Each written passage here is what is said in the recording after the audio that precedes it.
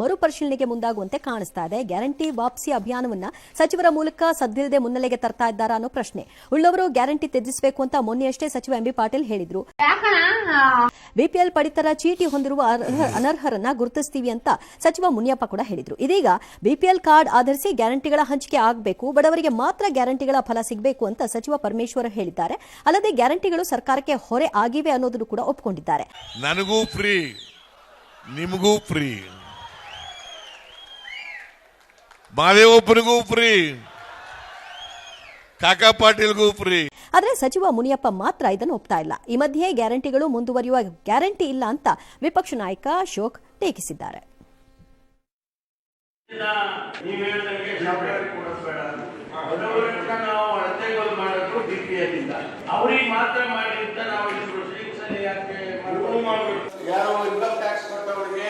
ಸರ್ಕಾರಿ ನೌಕರರಿಗೆ ಮತ್ತು ಈ GST ಕಟ್ಟೋರಿಗೆ ಅವರಿಗೆಲ್ಲ ಕ್ಯಾನ್ಸಲ್ ಮಾಡಿ ಅಂತ ನಾವು ಚರ್ಚೆ ಮಾಡಿದ್ವಿ. ನೋಡಿ, ಹೊರೆ ಆಗಿದೆ ಅನ್ನೋದ್ರಲ್ಲಿ ಎರಡು ಮಾತಿಲ್ಲ. ನಮ್ಗೆ ಗೊತ್ತಿತ್ತು ಹೊರೆ ಆಗುತ್ತೆ ಅಂತಾನೆ ಗೊತ್ತಿತ್ತು. ಬಡವರಿಗೋಸ್ಕರ ಹೊರೆ ಅದನ್ನ ತಡ್ಕೊಳ್ಬೇಕಲ್ಲ ಸರ್ಕಾರ.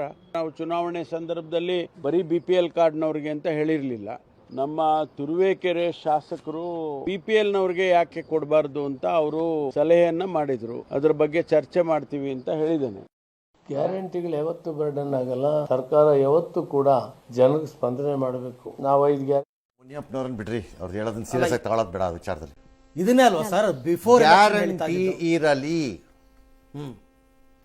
ಯಾವ ರೂಪದಲ್ಲಿ ಇರಬೇಕು ಎಂಬುದನ್ನು ಇತ್ಯರ್ಥ ಮಾಡಿಕೊಳ್ಳಿ. ಇನ್ನೊಂದ್ಸರಿ ಕೆಪ್ರ ತರ ಆಡಬೇಡಿ, ಕಿವುಡ್ರ ತರ ಆಡಬೇಡಿ.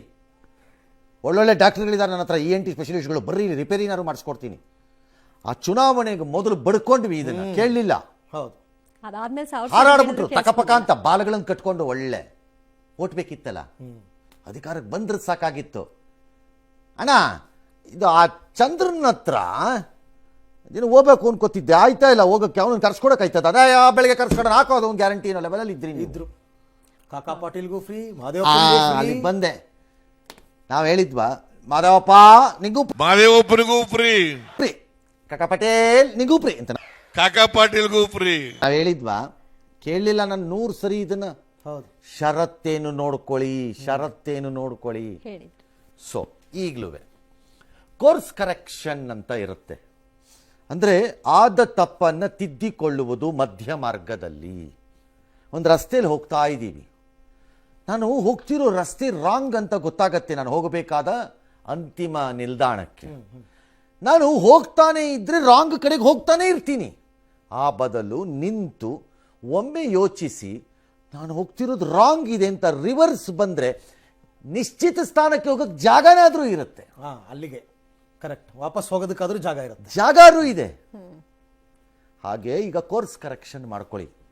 ಏನಿಲ್ಲ, ಒಂದಷ್ಟು ಟೀಕೆ ಬರುತ್ತೆ, ಇದ್ರ ಸರ್ಕಾರ ಅಂತೆಲ್ಲ ಬರುತ್ತೆ, ಬರಲಿ, ಟೀಕೆ ಸರಿ ಮಾಡ್ಕೊಳ್ಳಿ. ಯಾರಿಗೆ ಟಾರ್ಗೆಟೆಡ್ ಆಗಿ ಈ ಸಬ್ಸಿಡಿಗಳು ತಲುಪಬೇಕೋ ಅವರಿಗೆ ತಲುಪಬೇಕು. ಯಾರವರು ಇತ್ಯರ್ಥ ಮಾಡ್ಕೊಳ್ಳಿ ಅದನ್ನ over A period of time. Okay, ಒಂದು ವೇಳೆ ನಾನು ಏಕ್ದಮ್ ಅದನ್ನ ಹಂಗೆ ಕಟ್ ಆಫ್ ಮಾಡೋದು ಬೇಡ ಅನ್ಸಿದ್ರೆ 100ರಲ್ಲಿ ಈಗ ನಾನು 100 ಜನಕ್ಕೆ ಕೊಡ್ತಾ ಇದ್ದೀನಿ, ಅದರಲ್ಲಿ 60 ಜನಕ್ಕೆ ಅದು ಕೊಡಬೇಕಾಗಿಲ್ಲ. ನಾನು ಆಕ್ಚುಲಿ ಬರೀ 40 ಜನಕ್ಕೆ ಕೊಟ್ಟರೆ ಸಾಕಾಗತ್ತೆ. 40 ಕೊಟ್ಬಿಡಿ. ಈ 60ರಲ್ಲಿ ಫಸ್ಟ್ ಸ್ಟೇಜಲ್ಲಿ ಈ ವರ್ಷ 20 ಜನ ತೆಗಿರಿ, ಓಕೆ. ನೆಕ್ಸ್ಟ್ ವರ್ಷ 20 ಜನ ತೆಗಿರಿ, ಅದರ ನೆಕ್ಸ್ಟ್ ವರ್ಷ 15 ಜನ ತೆಗಿರಿ. ಹಂಗೆ ತೆಗೆದು ಬಿಡಿ. ಅಟ್ಲೀಸ್ಟ್ ಅಂದ್ರೆ ಆ ಕ್ಲಾಸ್ ಆಫ್ ಪೀಪಲ್ ಅಂತ ತೆಗಿರಿ, ನಿಧಾನಕ್ಕೆ ತೆಗಿರಿ ಅವ್ರನ್ನ. ಅದು ಬಿಟ್ಬಿಟ್ಟು ನೀವು ಈಗಲೂ ಬುರ್ಡ ಬಿಟ್ರೆ ಕುತ್ಕೊಂಡು ಗ್ಯಾರಂಟಿ ನೀಡಲ್ಲ, ದುಡ್ಡು ಎಷ್ಟು ಬೇಕು ದುಡ್ಡು ಕಲೆಕ್ಷನ್ ಅಷ್ಟೇ ಅಂತ DK ಶಿವಕುಮಾರ್ ಅವರ ಕಲೆಕ್ಷನ್ ಠಾಕ್ ಇದ್ರಲ್ಲಿ ಏನಾರು ಒಂಚೂರು ಮಾಡ್ಬಿಟ್ರೆ ಕಲೆಕ್ಷನ್ ಟಾಕ್. ನಾವೆಲ್ಲಿಗೆ ಹೋಗೋಣ ಹೇಳಿದ್ರೆ ಅರ್ಥ ಮಾಡ್ಕೋಬೇಕು. ಸಿದ್ದರಾಮಯ್ಯನವರು ಅವರೇನು ಅರ್ಥಶಾಸ್ತ್ರಜ್ಞರೋ ಅಂತಾರೆ.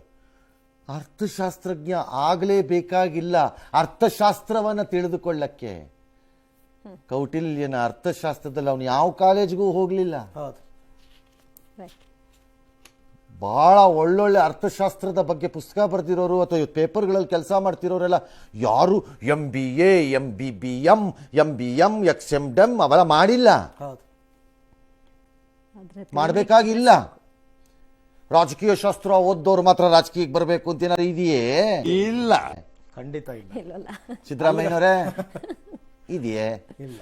ನಿಮ್ಮ ಮಗ ಡಾಕ್ಟರ್ ಮಾಡಿ ಬಂದ್ಬಿಟ್ರೆ ಯೂಸ್ಲೆಸ್ ಫೆಲೋ, ಯೋಗ್ಯ ಅವ್ರು ಯೋಗ್ಯರಲ್ಲ ಅಂತ ಹೇಳ್ಬಿಡೋಣ.